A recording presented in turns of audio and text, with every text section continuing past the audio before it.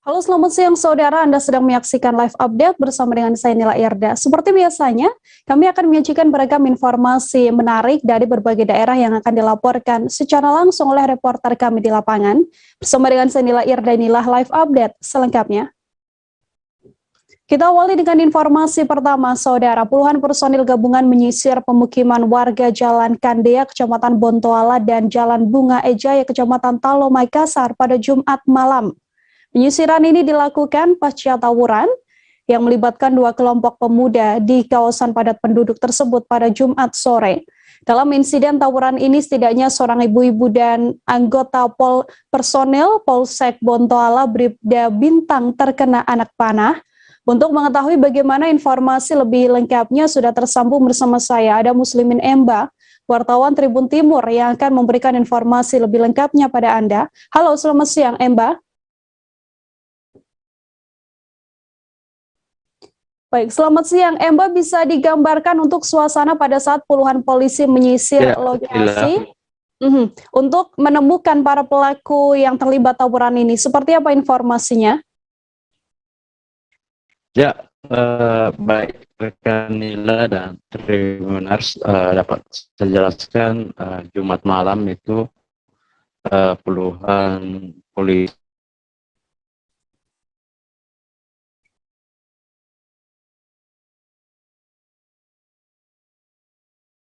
Baik, kami mengalami sedikit kendala audio bersama dengan wartawan kami, saudara. Kita beralih terlebih dahulu ke berita selanjutnya. Mahasiswa Universitas Sultan Ageng Tirtayasa atau Untirta Serang, Banten yang sedang mengikuti program pertukaran mahasiswa merdeka atau PMM di Universitas Negeri Makassar mengalami pelecehan seksual. Mahasiswi Untirta ini diduga direkam saat sedang mandi di toilet di sebuah hotel oleh oknum Satpam UNM pada Kamis 9 Desember. Terkait hal ini, Rektor Universitas Sultan Ageng Tirtayasa Fatah Sulaiman pun ikut angkat bicara. Untuk mengetahui bagaimana informasi lebih detailnya, sudah ada Mildaniati, wartawan Tribun Banten, yang akan memberikan informasi lebih lengkapnya pada Anda. Halo, selamat siang Milda. Halo rekan Nila dan Tribuner, selamat siang. Milda, silakan dengan laporan Anda. Ada berapa banyak mahasiswa yang sebenarnya mengikuti program di UNM ini? Ya, dari keterangan pihak Universitas Ageng Tirtayasa bahwasannya terdapat 57 mahasiswa yang mengikuti program PMM ini di Universitas Negeri Makassar. Nah, sebanyak 57 mahasiswa itu mereka sudah berangkat sejak pertengahan bulan November dan akan selesai di tanggal 15 Januari tahun 2022 begitu. Namun sangat disayangkan ketika program tersebut berjalan terdapat hal yang tidak mengenakan yang terjadi pada mahasiswa Universitas Sultan Ageng Tirtayasa begitu rekan Nila. Terkait dugaan adanya pelecehan seksual yang dialami oleh sejumlah mahasiswa, tanggapan dari Rektor Untirta sendiri seperti apa, Milda? Ya, tanggapan Rektor Sultan Ageng Tirtayasa Fatah Sulaiman mengatakan bahwasanya pihak rektor sangat menyayangkan terhadap ada kejadian tersebut sehingga pihak rektor pun ingin para pelaku ini diproses hukum begitu rekan Nila. Oke, setelah adanya insiden ini, kemudian dari pihak kampus apakah menarik pulang seluruh mahasiswanya? Kemudian penanganan terkait dugaan pelecehan seksual ini seperti apa, Milda? Nah, terkait untuk pemulangan mahasiswa itu masih belum bisa dilakukan lantaran saat ini mereka sedang melaksanakan ujian akhir semester. Nah, selain itu juga dari pihak Humas, Veronica Dian mengatakan bahwasanya pihak kampus sudah memberangkatkan LBH untuk mendampingi para mahasiswa Universitas Sultan Ageng Tirtayasa, dan untuk selain itu juga dari pihak kampus sudah memberikan dampingan secara psikologi agar mahasiswa tersebut merasa tenang dan terlindungi begitu rekan Nila. Baik, artinya hingga saat ini kasus tersebut masih dalam proses penyelidikan ya, Milda. Ya. Terima kasih banyak atas laporannya, Milda Niati, wartawan Tribun Banten. Selamat bertugas kembali, Milda. Ya. Kita ke informasi lain, Saudara, 2 orang ASN Pemprov Sulawesi Barat atau Sulbar ditangkap Polda Sulbar karena memakai narkoba jenis sabu-sabu. Seorang tersangka merupakan ASN di Organisasi Perangkat Daerah atau OPD Dinas Transmigrasi Pemprov Sulbar, sementara tersangka kedua adalah ASN di OPD Dinas Sosial Pemprov Sulbar. Untuk mengetahui bagaimana informasi selengkapnya, ada Hablu Hambali, wartawan Tribun Sulbar yang akan memberikan informasinya pada Anda. Halo, selamat siang Hablu. Ya, selamat siang rekan Nila. Selamat siang Hablu, silakan dengan laporan Anda untuk kronologis penangkapan 2 ASN yang terlibat penggunaan narkotika ini. Seperti apa informasinya? Ya, rekan Nila dan Tribuners dimanapun Anda berada, dapat saya informasikan bahwa Direktorat pihak Polda sendiri telah menangkap 3 pelaku penyalahgunaan narkoba jenis sabu-sabu di salah satu rumah warga di Jalan di Penogoro di Kabupaten Mamuju, Provinsi Sulawesi Barat, di mana ada 3 orang yang ditangkap oleh pihak Polda ini merupakan 2 ASN Pemprov Sulawesi Barat dan 1 oknum LSM.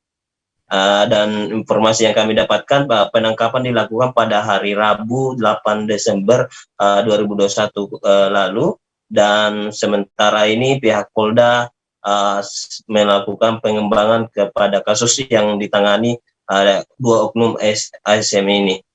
Demikian rekan Nila. Untuk identitas dari oknum ASN yang terlibat penyalahgunaan narkotika ini apakah sudah diketahui, Hablu? Ya, dapat saya informasikan bahwa 2 oknum ASN ini, satu diantaranya merupakan Kasih yang menangani narkotika di Dinas Sosial Sulawesi Barat itu sendiri, dan satu ASN-nya lagi merupakan ASN di Dinas Transmigrasi Provinsi Sulawesi Barat. Dan kedua pelaku ini sementara mendekam di penjara Polda Sulawesi Barat, yang dimana pihak Pemprov sendiri baru mengetahui setelah pihak wartawan mengkonfirmasi kepada BKD Sulawesi Barat itu sendiri. Nantinya dari 2 ASN ini, Hablu, apakah memang sudah ada keterangan terkait sanksi yang akan dijatuhkan untuk keduanya? Ya, informasi yang kami dapatkan dari pihak Pemprov sendiri, dari Kepala BKD Sulawesi Barat mengatakan bahwa untuk 2 oknum ASN ini akan diberikan sanksi setelah adanya putusan ingkrah dari pengadilan itu sendiri. Dan menurut aturan ASN itu sendiri, ada kemungkinan besar 2 ASN ini dipecat dari jabatannya dan maupun sebagai ASN-nya itu sendiri. Demikian rekan Nila. Baik, terima kasih banyak Hablu Hambali, wartawan Tribun Sulbar, atas informasinya. Untuk mengetahui bagaimana informasi lebih lengkapnya, Saudara, Tribun wawancara dengan Kepala BKD Sulbar Zulkifli Manggazali. Berikut laporannya untuk Anda. Kalau itu Kak, pemecatan, tidak sampai pemecatan ya, ASN-nya ya? Ya? Tidak sampai pemecatan ASN-nya Kak? Tergantung kita, dia hasil pengadilan kan? Pengadilan. Yang kalau dia bersalah ya pasti kita ajukan. Jadi kita belum cek ke dinasnya ya? Saya belum cek. Diduga dinas sosial dengan dinas transmigrasi. Ya, saya nanti diberitakan informasi tadi ini kalau ada yang terjaring sabu-sabu. Kemarin Kak. Dan yang jelasnya kita Ya, ada jelasnya Kak. aturan-aturan di kepegawaian. BKD ya. Kita merujuk kepada DPP 94 itu tentang kedisiplinan. kedisiplinan pegawai di luar proses pidananya ya? Iya. Kan dilihat di situ ada hukuman berat, ada hukuman ringan, ada hukuman sedang. Nah, kalau diberikan hukuman berat itu langsung pemecatan itu. Oh iya. Kalau kasus narkoba itu kira-kira masuk kategori ringan berat? Ya kita ada kan dikata nanti kita lihat anunya proses hukumnya. Kita tidak bisa memvonis karena bukan kita pengadilan. Mungkin saja menyerahkan ke pengadilan untuk dilakukan vonis kan. Jadi sejauh ini kita belum telepon kepada dinasnya ya? Belum, karena saya baru tahu tadi ini kalau ada yang terjerat. Ya, Saudara, Badan Pemeriksa Keuangan atau BPK Sulawesi Tenggara menerbitkan Ikhtisar Hasil Pemeriksaan Daerah atau IHPD. Ikhtisar Hasil Pemeriksaan Daerah atau IHPD dari BPK Sulawesi Tenggara ini bertujuan untuk memberikan informasi pada penyelenggara pemerintahan.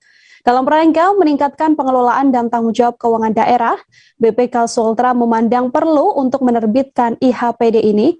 Untuk mengetahui informasi selengkapnya, ada Ridwan Kadir, wartawan Tribun Sultra yang akan memberikan informasinya pada Anda. Halo, Ridwan. Ya, rekan Nila. Baik, silahkan dengan informasinya, Ridwan. Maksud dan tujuan BPK Sultra ini menerbitkan IHPD seperti apa berdasarkan informasi yang berhasil Anda himpun? Ya, jadi berdasarkan pertemuan kemarin BPK bersama media, itu BPK menerbitkan Ikhtisar Hasil Pemeriksaan Daerah atau IHPD. Itu bertujuan untuk memberikan informasi terkait dengan penyelenggaraan pemerintah. Hal itu dalam rangka peningkatan pengelolaan dan tanggung jawab keuangan daerah. Informasi atau IHPD tersebut itu nantinya bakal diberikan kepada gubernur, wali kota dan bupati se-Sultra dan juga DPRD. IHPD tersebut bertujuan untuk IHPD tersebut diberikan kepada gubernur bertujuan untuk memberikan pembinaan serta memberikan pengawasan terhadap pengelolaan yang ada di Provinsi Sulawesi Tenggara dan juga di kabupaten kota. Sementara IHPD yang diberikan BPK Sultra kepada bupati dan wali kota Sultra itu bertujuan untuk mengevaluasi pengelolaan keuangan daerah. Sementara IHPD yang diberikan BPK Sultra kepada DPRD itu dalam rangka untuk mengevaluasi pelaksanaan APBD atau anggaran pendapatan belanja daerah. Kembali ke Ridwan, lalu untuk pembagian wilayah pemeriksaan yang dilakukan BPK Sultra di wilayah Sulawesi Tenggara sendiri seperti apa? Ya, BPK Sultra membagi 2 wilayah terkait dengan pemeriksaan keuangan atau pengelolaan keuangan daerah, yaitu ada subauditorat 1 dan subauditorat 2. Yang di mana subauditorat 1 itu meliputi pemerintah Provinsi Sulawesi Tenggara itu sendiri, kemudian Kendari, Konawe Utara, kemudian Kolaka Utara, Kolaka Timur, serta Konawe Kepulauan. Sementara untuk subauditorat 2 itu untuk wilayah Muna Barat, kemudian Buton Tengah, Buton, Bau-Bau, dan Buton Selatan. Kembali ke rekan Nila. Baik, terima kasih banyak Ridwan Kadir, wartawan Tribun Sultra atas informasinya. Selamat bertugas kembali, Ridwan. Kita ke informasi selanjutnya, Saudara. Sebanyak 20 unit bangunan pasar Impres Simpang Peut, Kecamatan Kuala, Kabupaten Nagan Raya Aceh, ludes terbakar pada Jumat 10 Desember subuh. Dalam peristiwa tersebut dilaporkan tak ada korban jiwa, namun bahan dagangan milik pedagang ludes dilalap si jago merah. Bangunan sebanyak 20 pintu yang terbakar ini merupakan milik pemerintah daerah Nagan Raya yang selama ini disewakan pada warga. Untuk mengetahui informasi selengkapnya, sudah ada Rizwan, wartawan Serambi Indonesia yang sudah siap dengan informasinya untuk Anda. Halo Rizwan. Halo Rizwan. Ya, Nila. Rizwan, apa saja langkah pemerintah daerah terhadap korban kebakaran selain menyerahkan bantuan? Kemudian nasib mereka ke depan akan seperti apa? Baik, terima kasih Nila. Sebanyak 20 unit ruko yaitu kios pasar di Kecamatan Kuala itu Nagan Raya Aceh itu terbakar Jumat subuh. Itu upaya yang dilakukan telah dilakukan pemadaman pihak BPBD dibantu TNI, Polri dan masyarakat. Jadi Jumat siang itu Bupati Nagan Raya HM Jamil Jaham telah menyalurkan bantuan masa panik kepada korban kebakaran. Upaya lain yaitu dilakukan pendataan dan Bupati sendiri sudah menjanjikan akan memperbaiki kembali pasar milik Pemda ini yang terbakar untuk bisa kembali digunakan oleh pedagang. Ya, Nila. Sudahkah diketahui Rizwan apa sebenarnya penyebab dari kebakaran ini? Baik, Nila, untuk sementara dari laporan pihak kepolisian, api berasal dari sebuah warung mie makan itu di komplek pasar tersebut. Namun untuk penyelidikan lebih lanjut, polisi nanti akan merilis keterangan resmi setelah memintai keterangan dan melakukan olah tempat kejadian perkara. Itu Nila. Untuk kerugian Rizwan yang ditafsir akibat kebakaran ini, apakah sudah bisa didetailkan oleh pihak kepolisian? Baik, Nila, untuk kerugian hasil penyelidikan sementara pihak kepolisian itu pendataan pedagang yang mengalami kerugian itu sekitar hampir 1 miliar. Itu bahan-bahan sembako, kemudian pakaian, kemudian ada obat-obatan, karena di toko tersebut juga tidak dihuni, tetapi itu sebagai tempat jualan saja. Pagi mereka buka, itu malam mereka kembali tutup. Ya, Nila. Oke, terima kasih banyak Rizwan wartawan Serambi atas informasinya. Untuk mengetahui bagaimana pernyataan lebih lengkapnya, saudara terhimpun wawancara dengan Kapolsek Kuala Ibtu Wismar. Berikut laporannya untuk Anda. Dari saksi yang melihat bahwasanya api berasal dari salah satu kios buat mie. Sekitar pukul 5 pagi itu udah mulai nampak api. Kemudian api besar itu dari bawah naik ke atas sampai ke plafon. Jadi sekitar 10-20 pintu lah, karena pintunya saling berderetan. Ada korban jiwa, Pak? Korban jiwa tidak ada. Jadi kalau untuk korban material belum bisa kita taksir berapa. Ada yang tinggal, Pak, selama di lokasi? Untuk yang tinggal, kalau tidak salah, ini dari hasil kita sama orang-orang di pasar, yang tinggal imam penasah. Beliau sempat bangun lari, yang lain tidak ada, karena memang khusus nih barang aja dititip sini untuk orang yang jualan. Pak, ini sejauh ini masih dalam proses penyidikan kita, Pak? Dalam proses ini dari kepolisian, untuk sementara kita olah TKP dulu, pastikan lagi apa penyebabnya. Puluhan personil gabungan menyisir pemukiman warga di Jalan Kandea, Kecamatan Bontoala, dan Jalan Bunga Ejaya, Kecamatan Talo Makassar, saudara, pada Jumat malam. Penyisiran ini dilakukan pasca tawuran yang melibatkan 2 kelompok pemuda kawasan padat penduduk pada Jumat sore. Dalam insiden tawuran ini, seorang ibu-ibu dan seorang personil Polsek Bontoala Bribda Bintang terkena anak panah. Mama yang belum diketahui identitasnya ini juga dikabarkan terkena di bagian punggung, sementara sang anggota polisi terkena di bagian dada. Untuk mengetahui informasi selengkapnya, sudah ada wartawan Tribun Timur, Muslimin Emba, yang akan memberikan informasinya pada Anda. Halo, selamat siang Emba. Ya, siang rekan Nila dan Tribun. Emba, untuk situasi atau suasana pada saat pihak kepolisian menyisir lokasi tawuran, silahkan dengan laporan Anda. Ya, baik, Nila dan Tribuners, dapat saya jelaskan pada Jumat malam itu puluhan personel gabungan dari Polsek, Polrestabes Makassar dan Polda Sulsel menyisir kawasan pemukiman padat penduduk yang menjadi lokasi langganan tawuran, tepatnya di Jalan Kandea dan Jalan Bunga Ejaya Baru, Kota Makassar. Penyisiran dilakukan pasca adanya insiden tawuran yang sudah berulang kali terjadi. Dan Jumat sore kemarin itu terdapat 2 korban, yaitu seorang ibu-ibu dan seorang anggota polisi yang terkena anak panah. Nila. Dari penyisiran yang dilakukan oleh pihak kepolisian ini, apakah berhasil menangkap sejumlah orang yang terlibat dalam tawuran itu, Emba? Ya, dalam penyisiran ini dilakukan penggeledahan di sejumlah rumah warga yang diduga terlibat dalam tawuran itu, di mana hasil penggeledahan tersebut diamankan sebanyak 7 remaja belasan tahun yang dalam rekaman CCTV di lokasi wajah mereka itu terekam kamera CCTV saat melakukan tawuran. Selain itu, polisi juga mengamankan sejumlah barang bukti seperti parang, senapan angin, bahkan puluhan anak panah. Untuk kondisi terkini dari para korban sendiri, Emba, setelah terkena anak panah, informasinya sejauh mana? Ya, untuk ibu-ibu yang terkena anak panah di bagian punggung itu sudah mendapatkan perawatan medis. Anak panah yang tertancap sudah dicabut begitu. Juga dari anggota polisi Bintang yang terkena di bagian dada juga itu karena lukanya tidak terlalu serius begitu. Makanya inilah.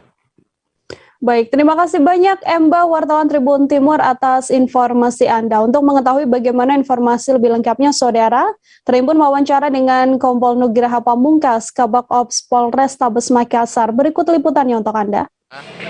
Nah, kali kita malam ini gabungan dari Polda dan dari Polrestabes melaksanakan penyisiran terhadap area lokasi, di mana kita sudah mengamankan kurang lebih ada 7 orang diduga pelaku yang sering terlibat dalam aksi perang kelompok. Adapun barang bukti yang sudah kita amankan itu ada belasan dari busur panah, dan juga ada parang juga, ada juga senapan angin juga yang digunakan untuk melaksanakan kegiatan perang kelompok tersebut. Untuk proses selanjutannya kepada mereka yang kita seperti biasa melakukan bukti saksi-saksi yang sementara kita limpahkan ke Polsek, dan terutama tetap juga kita membackup Polsek dari Polrestabes. Tawuran tadi sore. Penyebabnya apa, Bang, tawurannya? Masih kita dalami penyebabnya tadi sore ya, karena ini saya tidak bisa memberikan kepastian. Yang jelas ini sering berulang kali ya, kadang juga saling balas membalas. Yang jelas di dalam ini yang sudah diamankan adalah para pelaku yang diduga dari dua kubu, dari dua wilayah, dari Polsek Kalo dan dari wilayah Kalo dan wilayah Bontoala. Jadi oleh karena itu kita mengamankan bukan dari satu sisi saja, jadi kita amankan semuanya yang diduga terlibat dalam pelaku perang kelompok. Beragam informasi lainnya masih akan kami hadirkan seusai jeda, Saudara, tetap di live update. Oke, apa kabar Bang Arifki di sini untuk strateginya? Kalau saya sendiri di Game Week 37 ini yang semalam baru mulai, saya udah sebenarnya aku nggak ngerasain penangkapan atau penggerebegan atau apapun itu, karena gini loh, posisinya kriteria. Jadi kita mengenal disebut dengan stroke yang tidak berdarah dengan stroke yang berdarah. Stroke yang tidak berdarah itu biasanya ditandai dengan adanya penyumbatan. Kalau itu terjadi di sini mungkin pikirnya tidak ke situ kali ya, tapi kalau di Korea atau di Kamboja itu ada beberapa paper yang saya itu Mas, ya dulunya tukang koran. Oh gitu ya, Tukang koran. Ya, saya baca ya, Pak. Tuh kan, pernah baca kan? Ya. Jadi kalau saya jadi tanggal itu udah bersyukur banget. Si anak ini dijadikan sebagai tersangka begitu. Ya, kalau ini kita bicara yang di luar kasus Sebongondo ya. Dengan nama hujan shower, di mana terdapat batas jelas antara daerah hujan dan tidak hujan yang biasanya terjadi pada fase awal mature stage atau tahap berbahaya itu Kang. Jadi mulai artinya terjadinya perlembekan. Nah itu untuk penetrasi akan sulit begitu ya. Dok, saya ini menurut saya memang tidak mudah, bukan urusan tanah diambil. Kalau misalnya Amerika Serikat sekarang, Rasulullah mengatakan dalam sebuah hadis bahwa berpuasa di 6 hari Syawal itu. Oke, apa kabar Bang Arifki di sini untuk strateginya? Kalau saya sendiri di Game Week 37 ini yang semalam baru mulai, saya udah sebenarnya aku nggak ngerasain penangkapan atau penggerebegan atau apapun itu, karena gini loh, posisinya kriteria. Jadi kita mengenal disebut dengan stroke yang tidak berdarah dengan stroke yang berdarah. Stroke yang tidak berdarah itu biasanya ditandai dengan adanya penyumbatan. Kalau itu terjadi di sini mungkin pikirnya tidak ke situ kali ya, tapi kalau di Korea atau di Kamboja itu ada beberapa paper yang saya itu Mas, ya dulunya tukang koran. Oh gitu ya, Tukang koran. Ya, saya baca ya, Pak. Tuh kan, pernah baca kan? Ya. Jadi kalau saya jadi tanggal itu udah bersyukur banget. Si anak ini dijadikan sebagai tersangka begitu. Ya, kalau ini kita bicara yang di luar kasus Sebongondo ya. Dengan nama hujan shower, di mana terdapat batas jelas antara daerah hujan dan tidak hujan yang biasanya terjadi pada fase awal mature stage atau tahap Berbahaya dewasa. itu Kang. Jadi mulai artinya terjadinya perlembekan. Nah itu untuk penetrasi akan sulit gitu ya. Dok, saya ini menurut saya memang tidak mudah, bukan urusan tanah diambil. Kalau misalnya Amerika Serikat sekarang, Rasulullah mengatakan dalam sebuah hadis bahwa berpuasa di 6 hari Syawal itu. Oke, apa kabar Bang Arif di sini untuk strateginya? Kalau saya sendiri di Jumik 37 ini yang semalam baru mulai, Apa yang saya dirasakan udah kawasan hitam? Sebenarnya aku nggak ngerasain penangkapan atau penggerbegan atau apapun itu, karena gini loh, posisinya aku lagi Kriteria. main. Jadi kita mengenal disebut dengan stroke yang tidak berdarah dengan stroke yang berdarah. Stroke yang tidak berdarah itu biasanya ditandai dengan adanya penyumbatan. Kalau itu terjadi di sini mungkin pikirnya tidak ke situ kali ya, tapi kalau di Korea atau di Kamboja itu ada beberapa paper yang Saya itu Mas, ya, dulunya tukang koran. Oh gitu ya. Tukang koran. Ya, saya baca itu, Pak. Tuh kan, pernah baca kan? Ya. Jadi kalau saya jadi tanggal, itu udah bersyukur banget. Si anak ini dijadikan sebagai tersangka begitu. Ya, kalau ini kita bicara yang Masih di live update bersama dengan saya Nila Irda, saudara, kita beralih ke informasi selanjutnya. Kasus perusakan dan percobaan pembakaran rumah warga menggunakan bom Molotov di Jalan Malaria Kontrol Kelurahan Timika, Indah, Papua pada 24 November lalu akhirnya terungkap. Pelaku diringkus kepolisian pada Selasa 8 Desember malam dan kini telah ditetapkan menjadi tersangka. Tersangka berinisial MS ini merupakan karyawan Hotel Rimba Papua yang ditangkap pihak kepolisian Polsek Mimika sekira pukul 23.30 waktu setempat di Jalan Belibis, Timika, Papua.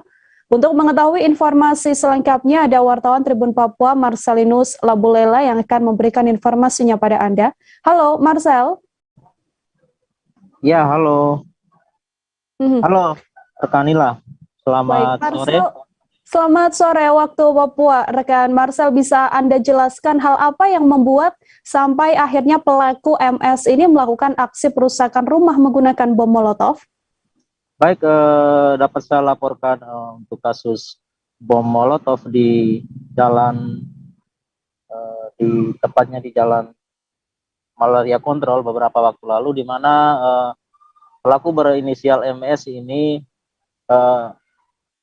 telah ditipu ya menggunakan akun aplikasi micet kepada salah seorang pelanggan atau di micet. Namun pelaku ini MS ini ditipu, padahal sudah dikirimkan uang sebesar kurang lebih 2,5 juta rupiah untuk melakukan hubungan badan. Namun yang bersangkutan tidak muncul. Kemudian si MS ini melakukan tindakan sendiri alias membuat bom rakitan menggunakan toples Nescafe ya untuk melakukan aksinya di depan salah satu rumah warga, namun salah sasaran. Rumah warga itu bernama Pak Joko Marianto dengan anaknya bernama Putri. Begitu Nila. Kemudian Marcel, apakah untuk kronologis pada saat penangkapan tersangka ini seperti apa yang dilakukan oleh pihak kepolisian? Baik Nila, dapat saya laporkan bahwa untuk kronologis penangkapan MS di mana sudah dilakukan pencarian memang dalam DPO ya dengan beberapa jumlah barang bukti, terus ada beberapa rekaman CCTV di lokasi tersebut di mana MS ini diketahui menggunakan pada saat melakukan aksinya memang diketahui oleh Bapak Joko Marianto atau ayah dari Putri, di mana MS ini menggunakan motor jenis Vixen ya, Yamaha Vixen, menggunakan jaket, masker dan helm hitam. Untuk upaya penangkapan pelaku ini dilakukan pada hari Selasa tanggal 8 di Jalan Belibis, Timika, Papua. Namun baru diinformasikan melalui press release pada tanggal 10 bulan 12 2021 di Polres Timika. Begitu nilai. Marcel, untuk ancaman pidana yang kemudian dikenakan pada tersangka yang melempar bom Molotov ini seperti apa? Baik, Nila, untuk dapat saya laporkan juga bahwa untuk mengenai ancaman pidana terkait karyawan berinisial MS yang bekerja di salah satu hotel di Timika, yaitu Hotel Rimba Papua, di mana karyawan ini juga bekerja sudah selama 13 tahun dan memang atas perbuatan yang dilakukannya dia dikenakan hukuman 12 tahun penjara. Begitu, Nila. Mungkin sedikit bisa dijelaskan, Marcel, apakah juga pihak kepolisian kemudian memburu sosok seseorang yang tadinya harusnya hendak bertemu dengan pelaku MS ini? Baik, untuk pelaku micet yang menggunakan untuk yang dihubungi oleh MS itu merupakan pelakunya hingga saat ini belum ditemukan karena memang dia menggunakan akun palsu.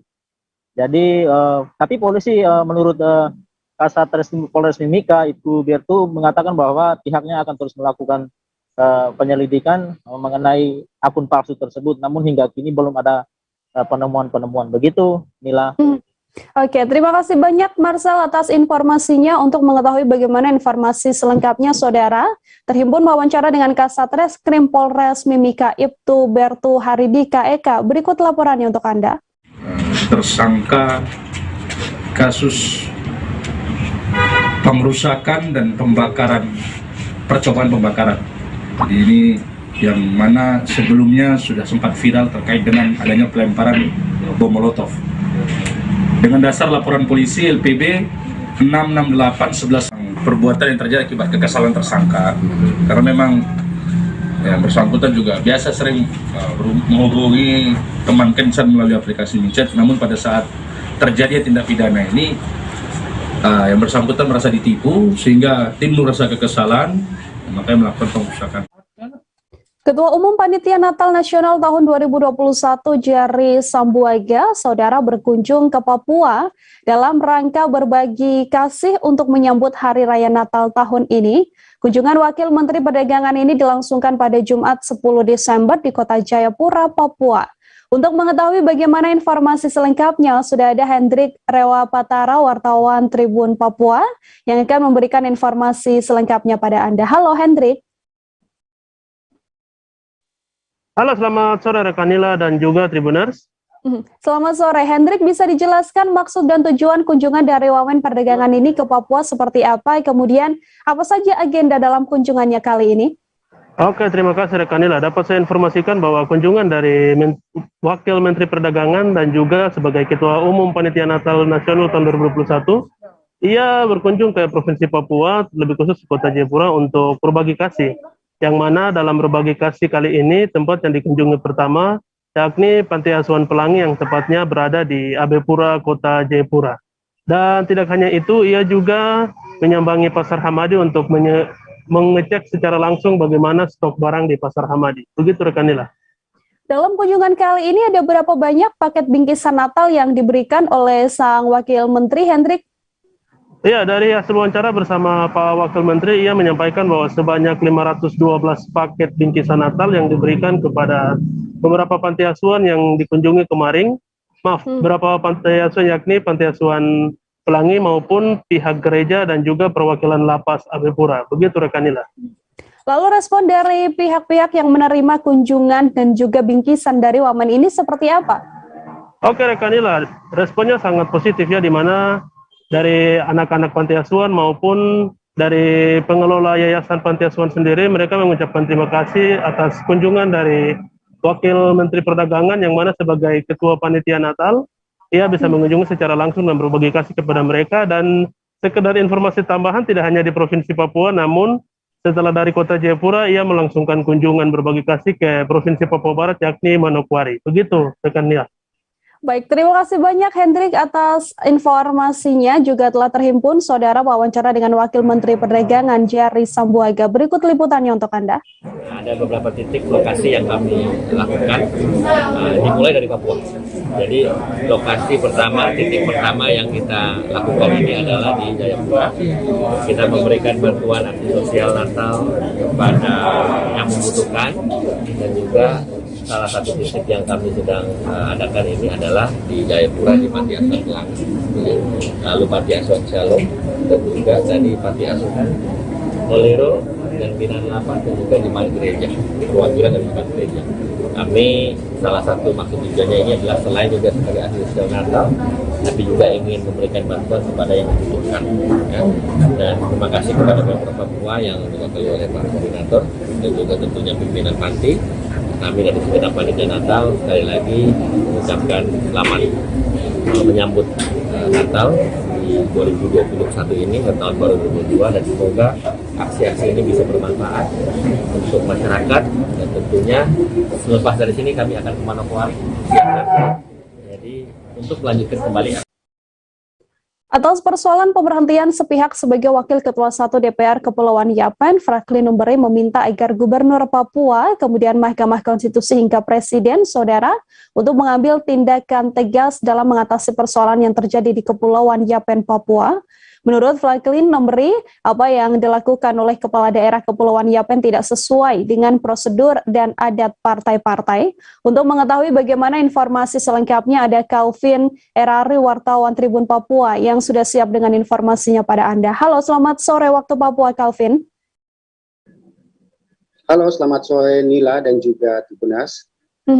Calvin, bisa dijelaskan terkait persoalan pemberhentian sepihak yang dialami oleh Franklin ini? Kronologis awalnya seperti apa? Baik, Nila. Dari informasi yang saya dapatkan dari Franklin sendiri, di mana dia menceritakan bahwa pemberhentian tersebut ini tidak sesuai dengan mekanisme, di mana apabila ada terjadi pemberhentian terhadap salah satu atau terhadap anggota legislatif ataupun anggota DPR, di mana harus melalui mekanisme yaitu melalui partai politik. Namun pemberhentian tersebut tidak melalui proses-proses itu dan langsung diambil alih atau dilakukan langsung dengan Kepala Daerah Kabupaten Kepulauan Yapen yang mengeluarkan surat untuk memberhentikan yang bersangkutan. Demikian. Lalu dari keterangan Franklin sendiri, Calvin, apa harapannya kemudian kepada Gubernur Papua, kemudian Mahkamah Konstitusi dan juga Presiden terkait persoalan ini? Baik Nila, harapannya sendiri bahwa dia meminta bahwa kalau bisa Presiden Republik Indonesia dan juga Mahkamah Konstitusi dan juga terkhususnya kepada Gubernur Papua Lukas NMB agar untuk bisa dapat mengambil satu tindakan untuk memperhatikan, melihat langsung di mana kasus tersebut terjadi, khususnya di wilayah Kepulauan Yapen, Provinsi Papua, Nina. Oke, terima kasih banyak Calvin atas informasinya dan juga telah terhimpun Saudara wawancara dengan Franklin Numberi, anggota DPRD Kepulauan Yapen. Berikut liputannya untuk Anda. Pada saat sudah dilantik jadi Wakil Ketua 1 Dr. D, dan tiba-tiba ada surat panggilan dari Polda. Saya dipanggil di Polda bulan Juni tanggal 7, saya ditahan tanggal 14 Juni dengan alasan ijazah palsu. Setelah itu dikirim kembali ke Yapen di lembaga 1 bulan. Saya sampaikan bahwa saya ini anggota DPR sah dan harus ada surat panggilan anggota DPRD, harus ada izin gubernur. Tidak ada izin gubernur yang betul. Tapi saya ditahan. Saya ikut saja.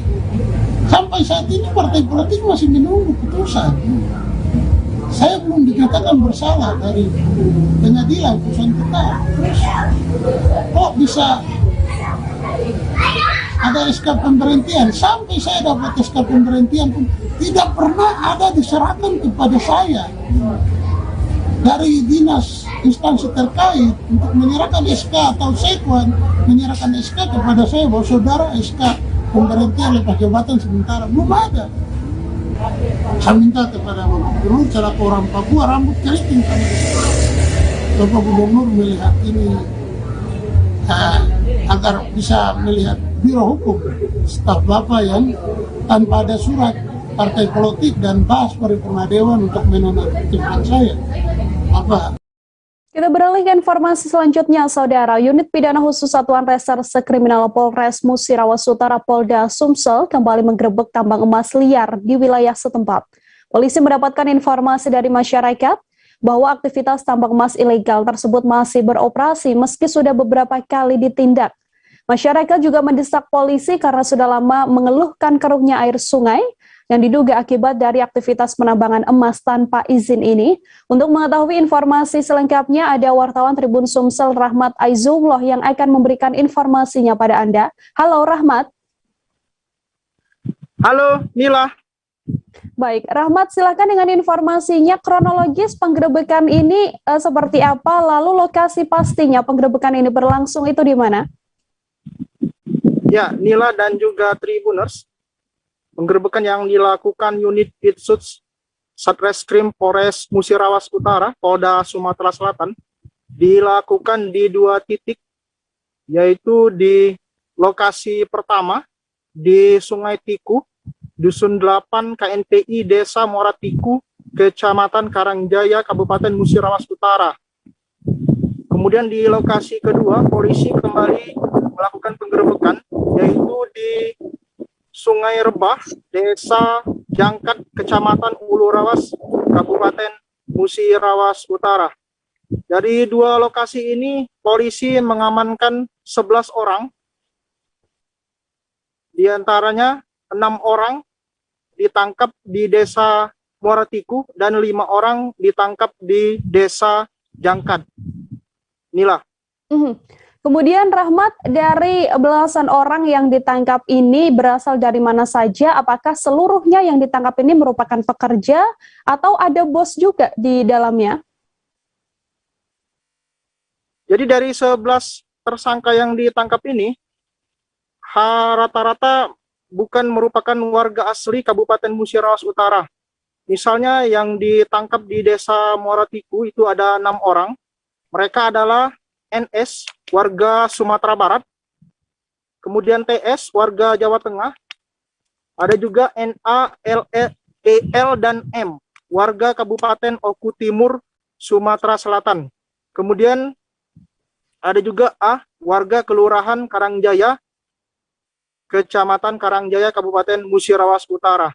Sedangkan penangkapan di Desa Jangkat itu 5 orang, di antara lain maksud kami A, warga Desa Jangkat, Kabupaten Musirawas Utara, kemudian AH, warga Kelurahan Pasar Surulangun, Kecamatan Rawas Ulu, Kabupaten Musirawas Utara, dan 3 orang lainnya yaitu O, warga Sumatera Barat, kemudian A dan J, warga Sumatera Utara.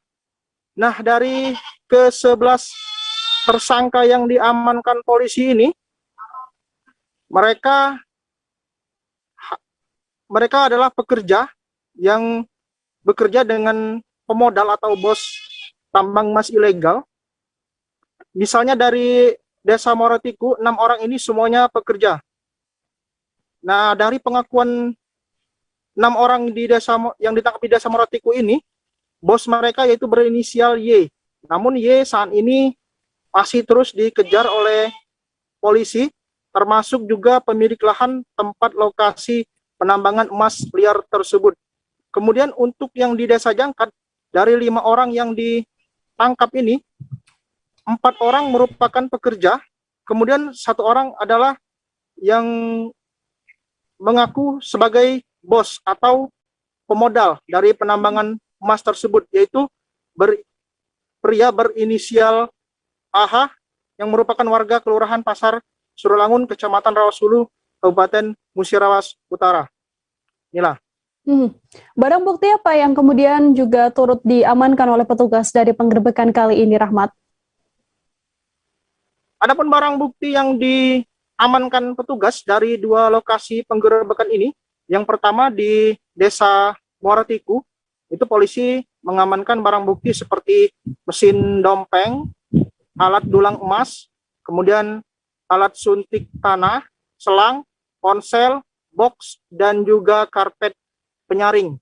Sedangkan di lokasi kedua di Desa Jangkat, polisi mengamankan kerikil diduga emas seberat 0,13 gram, kemudian mesin dompeng, box atau alat penyaring emas, dan juga timbangan digital dan alat dulang.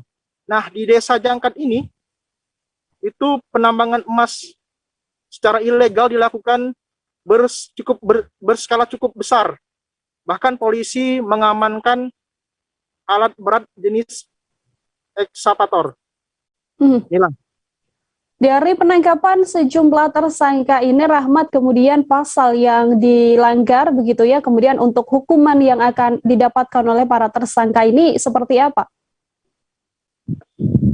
Ya, para tersangka ini diancam melanggar pasal 158 Undang-Undang Nomor 3 Tahun 2020 tentang perubahan atas Undang-Undang Nomor 4 Tahun 2009 tentang pertambangan minerba. Adapun ancaman hukumannya yaitu pidana penjara paling lama 5 tahun dan denda paling banyak 100 miliar. Itu menurut keterangan dari Kasat Reskrim Polres Musirawas Utara AKP Tony Saputra. Inilah. Oke, terima kasih banyak Rahmat Aizullah, wartawan Tribun Sumsel atas informasinya. Untuk mengetahui bagaimana informasi lebih lengkapnya, saudara terhimpun wawancara dengan Kasat Reskrim Polres Musirawas Utara AKP Tony Saputra. Berikut liputannya untuk Anda. Nah, dalam hal ini, mereka dari 11 tersangka yang kita amankan di 2 lokasi, itu telah melanggar pasal 158 Undang-Undang Nomor 3 Tahun 2020 tentang perubahan Undang-Undang Nomor 4 Tahun 2009 tentang pertambangan minerba, dan ancaman hukuman 5 tahun penjara atau lebih dengan denda 100 juta rupiah. Kita beralih ke informasi lain, Saudara. Reza Gasarma, Kaprodi Manajemen Fakultas Ekonomi atau FE Unsri, kini telah dinonaktifkan dan resmi ditahan sebagai tersangka atas kasus pornografi terhadap mahasiswinya pada Jumat 10 Desember. Setelah menjalani pemeriksaan selama lebih kurang 9 jam, Reza akhirnya keluar dari ruang penyidik Subdit 4 Renakta Polda Sumsel sekira pukul 19 waktu Indonesia Barat. Reza yang sebelumnya selalu terlihat tenang dalam menghadapi dugaan kasus pornografi yang kini menjeratnya, namun terlihat sangat berbeda setelah ditetapkan sebagai tersangka. Untuk mengetahui informasi selengkapnya ada Sinta Anggraini, wartawan Tribun Sumsel yang akan memberikan informasinya pada Anda. Halo, selamat siang Sinta. Baik, selamat siang Mila. Oke, Sinta, bisa Anda jelaskan kronologis awal kasus ini, kemudian sampai akhirnya sang oknum dosen ini ditetapkan menjadi tersangka. Silakan dengan laporan Anda. Baik, Mila dapat kami sampaikan bahwa memang sejak awal Desember ini masyarakat khususnya di Sumatera Selatan memang dihebohkan dengan adanya dugaan kasus pelecehan seksual yang ada di Universitas Sriwijaya, di mana sebelum Reza Gasarma sudah ada lebih dulu oknum dosen di Fakultas FKIP Universitas Sriwijaya yang lebih dulu ditetapkan sebagai tersangka atas kasus pelecehan seksual. Namun berbeda dengan Reza Gasarma, di mana oknum dosen sebelumnya yang berinisial A itu diduga melakukan pelecehan seksual secara fisik, sedangkan untuk Reza Gasarma sendiri memang dilaporkan melakukan pelecehan seksual melalui pesan singkat di aplikasi handphone seperti WhatsApp maupun Telegram kepada sejumlah mahasiswinya. Dan untuk penetapan status tersangka sendiri terhadap Reza Gasarma memang dilakukan setelah aparat kepolisian memanggil Reza Gasarma yang merupakan terlapor untuk memberikan keterangan. Sebelumnya kemarin pada hari Jumat, Reza Gasarma didampingi oleh kuasa hukumnya memang hadir memenuhi panggilan ke Polda Sumsel dengan berstatus sebagai saksi terlapor. Namun kemudian sekira pukul 14.00 sampai 15.00 penyidik melakukan gelar perkara, di mana hasil dari gelar perkara itu adalah penetapan status Reza Gasarma sendiri menjadi tersangka. Hingga akhirnya penyidik juga menetapkan bahwa Reza Gasarma bukan hanya berstatus tersangka, namun juga menjalani proses penahanan untuk lebih lanjut lagi dalam menghadapi proses kasus ini. Begitu Nila. Sinta, setelah ditetapkan menjadi tersangka, apakah kemudian sang oknum dosen yakni Reza ini telah mengakui perbuatannya kalau telah melakukan tindakan pornografi begitu terhadap mahasiswinya? Baik, inilah berbeda dengan dosen A sebelumnya yang secara gamblang dia mengakui bahwa memang telah melakukan perbuatan pelecehan seksual kepada seorang mahasiswa berinisial DR. Namun untuk kasus dari Reza Gasarma sendiri, dia sama sekali tidak mengakui perbuatannya. Di mana sebagai informasi dapat kami sampaikan bahwa sejauh ini sudah ada 3 mahasiswi di Fakultas Ekonomi yang mengaku sudah jadi korban pelecehan melalui pesan chat oleh Reza Gasarma sendiri. Namun Reza Gasarma sebelumnya juga sempat menggelar konferensi pers bersama tim kuasa hukumnya, dia mengatakan bahwa nomor yang digunakan untuk mengirim itu bukan nomor kartu yang dia gunakan. Namun memang polisi sendiri sudah menegaskan bahwa untuk penetapan status tersangka ini sudah memiliki sejumlah sejumlah bukti yang cukup untuk sehingga menetapkan dia sebagai tersangka. Salah satunya juga polisi sudah berkoordinasi dengan pihak Telkom dan memastikan bahwa nomor yang digunakan itu adalah benar milik dari Reza Gasarma sehingga dia ditetapkan sebagai tersangka. Seperti itu. Setelah ditetapkan menjadi tersangka, lalu langkah hukum yang akan diambil oleh pihak Reza ini seperti apa, Sinta? Baik, disampaikan oleh kuasa hukumnya bahwa Reza Gasarma sendiri akan segera mengajukan penangguhan penahanan, seperti itu Nila. Saat ditanya lebih lanjut terkait alasan penangguhan penahanan ini, tidak dijelaskan secara pasti oleh tim kuasa hukum, hanya saja memang dijelaskan bahwa penangguhan penahanan ini adalah hak dari kliennya, seperti itu. Artinya setelah ditetapkan menjadi tersangka ini, apakah Reza memang belum langsung ditahan oleh pihak kepolisian atau seperti apa informasinya, Sinta? Baik, sejak ditetapkan tersangka pada Jumat kemarin sekira pukul 14.00 tadi, Reza Gasarma langsung menjalani penahanan tepat di hari yang sama, seperti itu. Jadi sampai saat ini hingga 20 hari ke depan dia menempati sel di Direktorat Tahti Polda Sumsel untuk selanjutnya penyidik melengkapi sejumlah berkas untuk dilanjutkan ke tahap JPU, seperti itu. Oke, terima kasih banyak Sinta Anggraini, wartawan Tribun Sumsel atas informasi Anda. Untuk mengetahui informasi lebih lengkapnya, saudara, ini juga telah terhimpun wawancara dengan sang oknum dosen Universitas Sriwijaya, Reza Gasarma. Kemudian ada pernyataan juga dari Direktur Ditreskrimum Polda Sumsel, Kombes Pol Hisar Sialagan. Berikut laporannya untuk Anda. Yang bersangkutan kita panggil sebagai saksi, kemudian hasil pemeriksaan saksi kita gelarkan dan kita tetapkan sebagai tersangka. Tadi pukul 14.00 sampai 15.00 melaksanakan gelar perkara dan ditetapkan sebagai tersangka. Dan kita lakukan penangkapan serta surat penahanan sudah kita tanda-tangani dan penahanan akan berlaku mulai hari ini pukul 24.00. Dan pasal yang kita kenakan adalah Undang-Undang Pasal 9 untuk Pasal 35 Undang-Undang nomor 44 tahun 2008 tentang pornografi. Di situ disebutkan konten pornografi berupa gambar dan tulisan juga percakapan yang mengarah pada pornografi. Setelah dilakukan pemeriksaan ini bagaimana Pak perasaannya Pak? Ya, bangga ya. Pasti saya mau sholat dulu lah. Masih berkeyakinan Pak Reza bahwa sesuai dengan yang sebelumnya Pak Reza? Tetap aku yakin Mas Abdullah ya. Kita tetap tidak melakukan hal itu ya Pak ya? Berapa pertanyaan tadi sampai rehat? 13.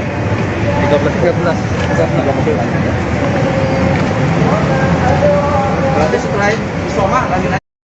Seusai jeda kami masih akan kembali dengan beragam informasi lainnya, saudara, tetap di live update. Oke, apa kabar Bang Arif di sini untuk strateginya? Kalau saya sendiri di Jumik 37 ini yang semalam baru mulai, saya dapat sebenarnya aku nggak ngerasa itu penangkapan atau penggerebegan atau apapun itu, karena gitu posisinya kriteria. Jadi kita mengenal disebut dengan stroke yang tidak berdarah dengan stroke yang berdarah.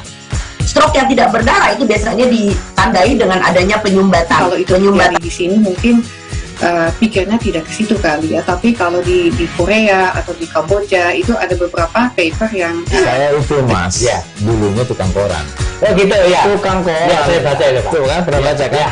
Jadi kalau saya jadi tanggal itu udah bersyukur banget. Si anak ini dijadikan sebagai tersangka begitu. Ya kalau ini kita bicara yang di luar kasus Sebongombo ya, dengan nama hujan shower, di mana terdapat batas jelas antara daerah hujan dan tidak hujan yang biasanya terjadi pada fase awal mature stage atau tahap berbahaya itu Kang. Jadi mulai artinya terjadinya perlembekan. Nah itu untuk penetrasi akan sulit gitu ya. Dok, saya ini menurut saya memang tidak mudah, bukan urusan tanah diambil. Kalau misalnya Amerika Serikat sekarang, Rasulullah mengatakan dalam sebuah hadis bahwa berpuasa di 6 hari Syawal itu. Oke, apa kabar Bang Arifki di sini untuk strateginya? Kalau saya sendiri di Jumik 37 ini yang semalam baru mulai, saya udah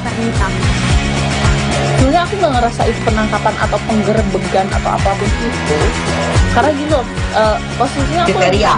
Jadi kita mengenal disebut dengan stroke yang tidak berdarah dengan stroke yang berdarah. Stroke yang tidak berdarah itu biasanya ditandai dengan adanya penyumbatan. Kalau itu terjadi di sini mungkin pikirnya tidak ke situ kali ya, tapi kalau di Korea atau di Kamboja itu ada beberapa paper yang saya itu mas, ya dulunya tukang koran. Oh gitu ya, tukang koran. Ya saya baca itu Pak. Tuh kan pernah baca kan? Ya. Jadi kalau saya jadi tanggal itu udah bersyukur banget. Si anak ini dijadikan sebagai tersangka begitu. Ya kalau ini kita bicara yang di luar kasus Sidomombo ya, dengan hujan shower, di mana terdapat batas jelas antara daerah hujan dan tidak hujan yang biasanya terjadi pada fase awal mature stage atau tahap berbahaya itu Kang. Jadi mulai artinya terjadinya perlembekan. Nah itu untuk penetrasi akan sulit gitu ya. Dok, saya ini menurut saya memang tidak mudah, bukan urusan tanah diambil.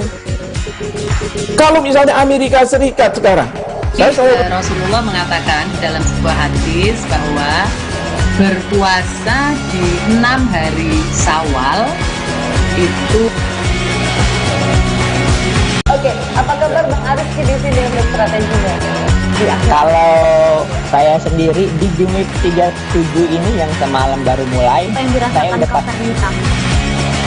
sebenarnya aku nggak ngerasa itu penangkapan atau penggerebegan atau apapun itu, karena gitu posisinya aku kriteria. Jadi kita mengenal disebut dengan stroke yang tidak berdarah dengan stroke yang berdarah. Stroke yang tidak berdarah itu biasanya ditandai dengan adanya penyumbatan. Kalau itu terjadi di sini mungkin pikirnya tidak ke situ kali ya, tapi kalau di Korea atau di Kamboja itu ada beberapa paper yang saya itu mas, ya dulunya tukang koran. Oh gitu ya, tukang koran. Ya saya baca itu Pak. Tuh kan pernah baca kan? Ya. Jadi kalau saya jadi tanggal itu udah bersyukur banget. Si anak ini dijadikan sebagai tersangka begitu. Ya kalau ini kita bicara yang di luar kasus Sidomombo ya, dengan hujan shower, di mana terdapat batas jelas antara daerah hujan dan tidak hujan yang biasanya terjadi pada fase awal mature stage atau tahap berbahaya itu Kang. Jadi mulai artinya terjadinya perlembekan. Nah itu untuk penetrasi akan sulit. Masih bersama dengan saya Nila Irda, saudara Anda sedang menyaksikan live update. Kita beralih ke informasi selanjutnya. Pemerintah Kota Bandar Lampung merencanakan akan menutup bioskop yang ada di kota setempat. Hal ini diberlakukan di saat masa libur nasional Natal dan juga Tahun Baru nanti. Sejumlah pertimbangan dijadikan dasar oleh pemerintah dalam rencana kebijakan tersebut. Untuk mengetahui bagaimana informasi selengkapnya ada Vincencio Soma, wartawan Tribun Lampung yang akan memberikan informasinya pada Anda. Halo Vincent. Ya, halo rekan Nila. Vincent, apa alasan Pemkot Bandar Lampung akan menutup bioskop selama libur Nataru kali ini? Ya, sejumlah pertimbangan dihadirkan pemerintah Kota Bandar Lampung. Selain mengantisipasi lonjakan penikmat liburan di masa Natal dan Tahun Baru, pemerintah setempat juga mempertimbangkan terkait bagaimana pencegahan COVID-19, di mana kondisi persebaran COVID-19 di Bandar Lampung sendiri masih tergolong kondusif. Terkait keputusan pemerintah yang membatalkan rencana penerapan PPKM level 3 begitu ya, apakah itu kemudian tidak menjadi pertimbangan Pemkot untuk memperbolehkan bioskop dibuka, Vincent? Iya, pemerintah setempat sudah mendengar kabar tersebut, namun saat kita konfirmasi melalui wali kota setempat, pihaknya menegaskan bahwa pencabutan status PPKM tidak menghalangi mobilitas di dalam kota tersebut. Bahkan beliau juga menegaskan bahwa nantinya di masa libur nasional Natal dan Tahun Baru di perbatasan pintu masuk Kota Bandar Lampung akan dilakukan penyekatan. Penyekatan tersebut guna untuk memastikan pendatang yang datang melampirkan keterangan bebas COVID maupun sertifikat vaksinasi, begitu rekan Nila. Lalu selama ini seperti apa aturan yang diberlakukan di Kota Bandar Lampung jika ingin menonton bioskop? Ya, untuk aturan pengunjung yang ingin menikmati nonton di bioskop masih sama seperti kota-kota lain pada umumnya, yakni di mana bioskop yang disediakan terintegrasi dengan layanan Peduli Lindungi, di mana pengunjung diwajibkan paling tidak telah mendapatkan vaksinasi dosis pertama. Baik, terima kasih banyak Vincentius Soma, wartawan Tribun Lampung atas informasi Anda. Selamat bertugas kembali, Vincent. Kita ke informasi lain, saudara, seorang bocah berusia 8 tahun hanyut di aliran drainase Jalan Kunyit, Kecamatan Langkapura, Kota Bandar Lampung pada Jumat sore. Saat kejadian, hujan lebat turun yang mana disertai dengan angin kencang. Korban sempat bermain hujan-hujanan sebelum terseret arus di drainase ini. Untuk mengetahui informasi selengkapnya ada Hendra Saputra, wartawan Tribun Lampung yang sudah siap dengan informasinya. Halo, Hendra. Halo, Nila. Selamat siang, Hendra. Bisa diinformasikan seperti apa kronologis hanyutnya bocah 8 tahun ini? Siang, Nila. Berdasarkan keterangan warga setempat ya, semalam, korban bersama kedua temannya bermain di sekitar gorong-gorong tempat kejadian saat hujan deras, itu sekira pukul 5 sore kemarin. Menurut warga memang saat itu gorong-gorong di sekitar sudah tertutup oleh air hujan ya. Hal itu juga yang diduga menyebabkan korban terjatuh dan hanyut terbawa arus. Begitu, Nila. Kesaksian dari warga pada saat peristiwa itu terjadi seperti apa, Hendra? Warga setempat melihat ada 3 bocah ya, kalau tidak salah 3 bocah, salah satunya korban bermain di sekitar gorong-gorong itu memang dikarenakan juga gorong-gorong itu juga tertutup oleh air hujan ya, banjir. Setelah sampai saat itu tidak ditemukan lagi keberadaan ketiga bocah itu, dan ternyata satu bocah sudah hanyut terbawa arus. Begitu, Nila. Setelah adanya insiden itu, Hendra, kemudian upaya pencarian yang dilakukan oleh pihak terkait terhadap korban, apakah saat ini memang korban sudah ditemukan? Semalam itu BPBD Kota ya, dibantu warga dan juga Satgas Kelurahan ya, berkumpul di tempat kejadian sekira pukul 7 malam.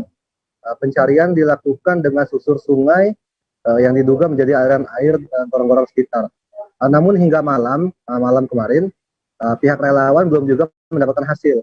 Namun informasi terbaru yang kami dapatkan, Nila, korban ditemukan oleh pemulung pagi ini, hari Sabtu ini, sekira pukul 7 di aliran sungai kecamatan di Kedamaian. Korban terseret itu sekitar 8 km dari tempat kejadian di Kecamatan Langkapura semalam. Itu, Nila. Artinya saat ini setelah ditemukan korban sudah dievakuasi dan diserahkan pada pihak keluarga, Hendra? Sudah, Nila. Terakhir informasi yang kami dapat itu diserahkan sekira pukul 10 tadi ya oleh pihak terkait ke keluarga, dan sampai pada hari ini juga sudah sampai jenazah di rumah duka. Begitu, Nila. Baik, terima kasih banyak Hendra Saputra, wartawan Tribun Lampung atas laporannya. Untuk mengetahui informasi lebih lengkapnya, terhimpun wawancara dengan Syamsul Rahman, Ketua BPBD Kota Bandar Lampung. Berikut liputannya untuk Anda, Saudara. Kita udah bagi seru tadi, dibagi 8 tim untuk menghitung sungai. Ada kendala yang kita hadapi, sungai sekarang masih terlalu besar, sehingga mengancam bahaya kalau kita paksa atau jauh. Kalau untuk malam ini sampai jam berapa? Pagi itu sampai pukul 11. Jam 23. Untuk dugaan sementara ini korban apakah sudah masuk sungai besar atau sekitar berapa? Menurut dari masyarakat yang melihat, mau diambil tadi belum masuk sungai besar. Jadi warga sempat mengambil tapi tidak kuat karena air cukup kencang. Jadi posisi sekarang belum masuk sungai besar. Jadi fokus pencarian kita di aliran sungai besar. Sungai besar, ya. Jadi kita bagi 8 tim, masing-masing tim itu secara per work sector. Tapi itu tadi kendalanya, air masih besar sekali. Pak, untuk banjir gimana Pak Kala? Ya, ada beberapa daerah banjir. Yang pertama di Ragung Gawi dan di Kota Bitung, termasuk juga ada di Labuan Ratu Raja Basah. Artinya untuk curah hujan ini untuk banjir masih bisa kita tangani? Masih. Kecamatan Lubuk, Begalung, Kota Padang, saudara memiliki kisah bersejarah pasca kemerdekaan Republik Indonesia 17 Agustus 1945 lalu. Kisah bersejarah tersebut sudah terbungkus rapi di Jalan Lintas Padang Painan pada sebuah tugu di pinggir jalan yang ada di dekat kawasan padat penduduk.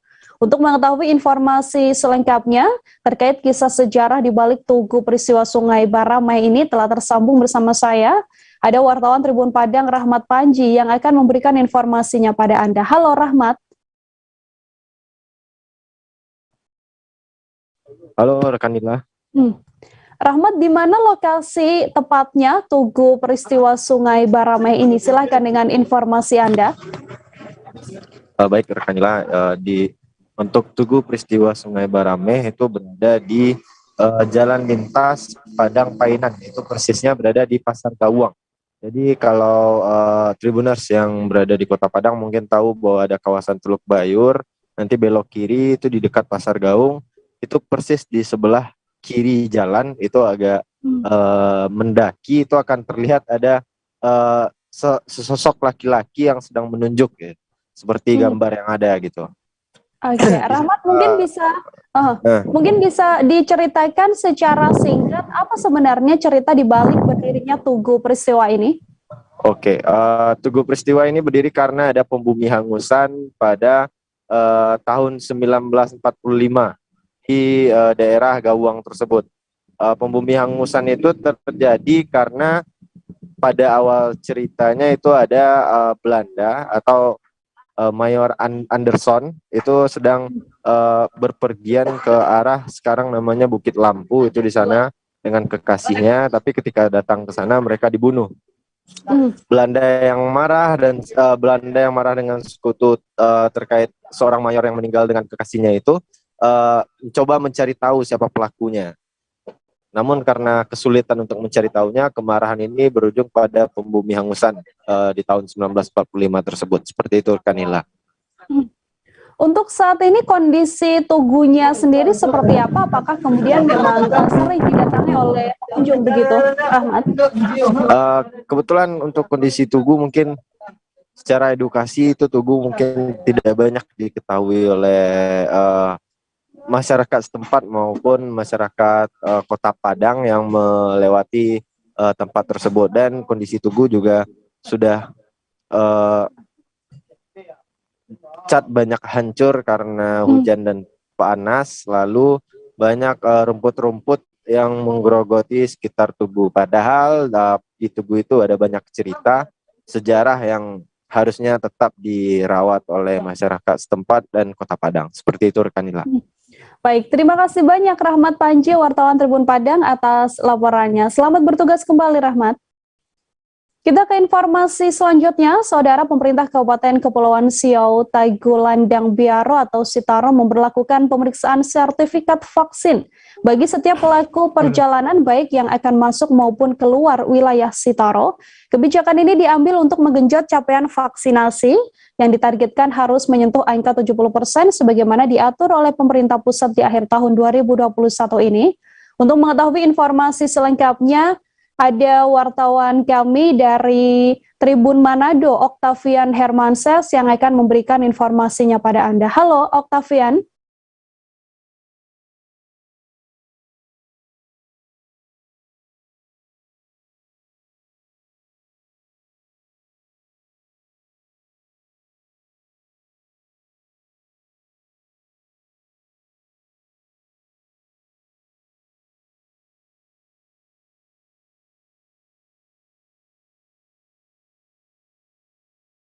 Oke, saudara, kami mengalami kendala dengan wartawan Tribun Manado, Octavian Hermansyah. Kita langsung lanjutkan ke informasi selanjutnya.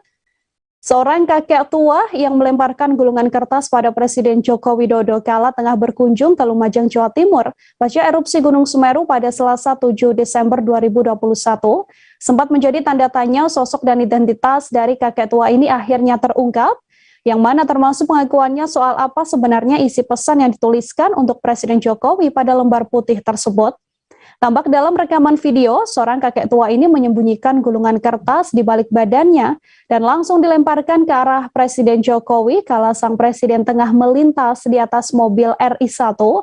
Kakek tersebut awalnya berjalan mendekati mobil sang presiden yang mendapatkan pengawalan super ketat dari Pas Pampres. Tepat saat mobil Presiden Jokowi melintas, kakek tua itu langsung melempar kertas pada sang presiden. Aksi itu dilakukannya tepat di depan Pas Pampres yang sebelumnya juga sempat menghalau sang kakek tua melalui akun TikTok @kosimmuhammad. Identitas dari kakek tua tersebut akhirnya terungkap, yang mana dalam keterangannya kakek tua ini diketahui bernama Ngateman. Ia melempar gulungan kertas yang berisi nama-nama orang yang mendapatkan bantuan dari usaha mikro. Bantuan usaha tersebut sedianya senilai 2,4 juta rupiah. Kemudian dalam surat ini, Ngateman menulis daftar nama-nama yang belum menerima bantuan termasuk dirinya.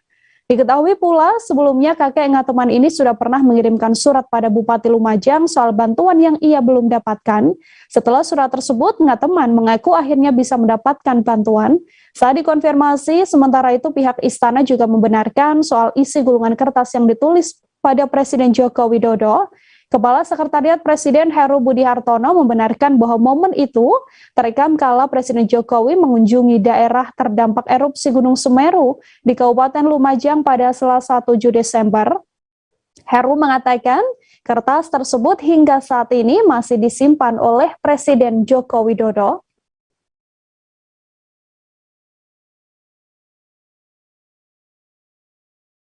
Sementara itu, saudara, aksi cabul yang dilakukan Heri Wirawan, 36 tahun, seorang guru di pesantren di Bandung membuat sang istri syok. Pasalnya istri dari guru cabul ini sebenarnya tak mengetahui perbuatan keji sang suami yang telah menghamili belasan santriwati selama menahun. Keterangan soal istri dari Heri Wirawan ini didapatkan dari Kejaksaan Tinggi Jawa Barat. Kejaksaan Tinggi Jawa Barat memastikan istri dari pelaku Heri Wirawan tak terlibat dalam perbuatan bejat suaminya yang telah memperkosa 12 santriwati di Bandung, Jawa Barat. Jaksa Kejaksaan Negeri atau Kejari Kota Bandung, Agus Mujoko, mengatakan sang istri tidak tahu menahu soal perbuatan sang suami selama ini. Seperti diketahui, tindakan pencabulan dan pemerkosaan terhadap belasan korban ini tak hanya dilakukan di yayasan pesantren yang dipimpin Heri, namun juga di tempat lain seperti di hotel hingga apartemen. Peristiwa keji ini dilakukan pelaku sejak tahun 2016 dan terungkap pada tahun 2021. Pelaku adalah guru atau ustadz bidang keagamaan semacam pesantren, sekaligus pimpinan lembaga pendidikan. Dari setidaknya 12 santriwati tersebut, 8 diantaranya sudah melahirkan dan bahkan ada yang sudah memiliki 2 orang anak. Atas perbuatannya itu, pelaku kini terancam pidana 20 tahun penjara. Di sana.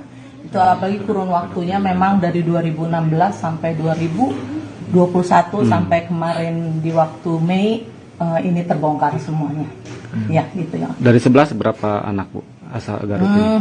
8. 8 dari Garut. Dari semua dari kita. Jadi 8, 1 sampai ada 2 anak. Nah ini tapi dari semua sekarang selama 6 bulan semua sudah lahir. Jadi kan tadi di TV saya melihat 2 lagi hamil, tidak, sekarang semua sudah dilahirkan. Sudah dilahirkan. Iya, semua ada di ibunya mereka masing-masing. Berapa anak itu, Bu, yang sudah melahirkan? Semuanya 8. Oh, 8. 8 dari anak-anak ini. Jadi sebenarnya mereka sekolah di sana juga karena gratis. Jadi mereka banyak bertalian saudara dan tetangga. Jadi seperti yuk kita belajar di sana gratis. Nah inilah awalnya.